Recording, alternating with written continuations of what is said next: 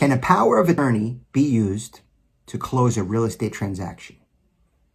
Welcome to Frank Bruno Law. I am Frank Bruno. I'm an elder law and probate attorney in New York. Today's question. Yes, the answer is yes. A power of attorney can be used to conduct a real estate closing. It is, so this week, we're January 2021. This week I did attend a closing where I represented an individual that was the buyer of real property. We all had masks on. My client had to sign mortgage documents with a mask. I had a mask. The bank attorney was present. You know, a New York closing is sort of like a wedding. Everyone's there. Full attendance. Bank attorney. And we closed at the office of the bank attorney. A title closer. Seller's attorney. Sellers. Buyer. And in this transaction, I was the buyer's attorney. Now, the sellers were three individuals, siblings, all of an older age, three siblings.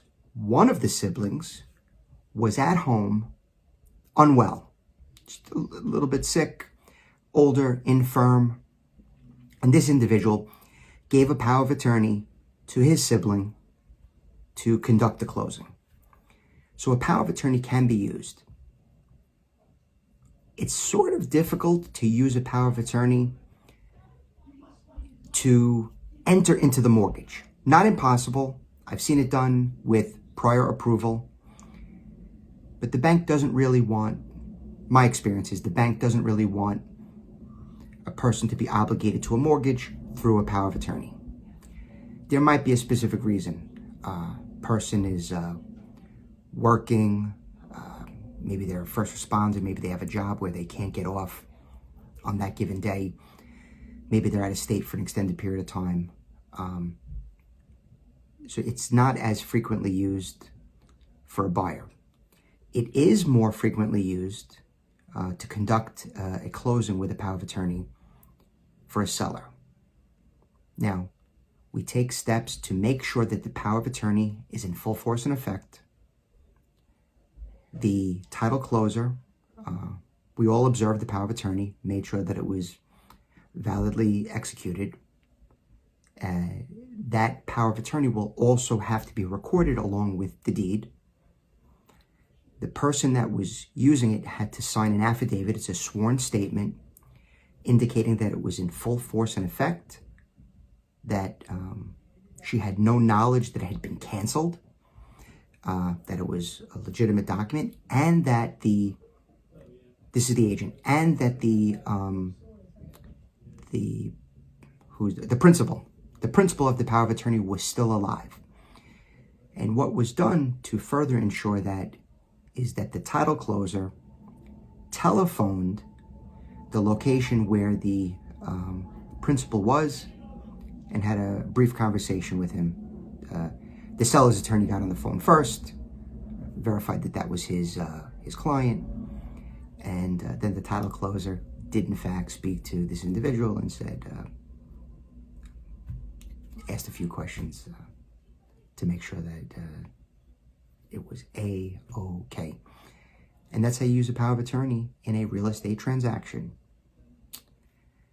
I sort of commented at the closing that the power of attorney should speak for itself. Now, I was fine because it protected the interest of my client to make sure that the title closer spoke to the person.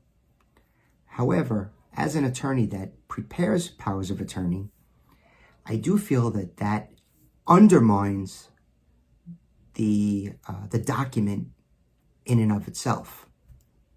So that's probably a conversation for a later day.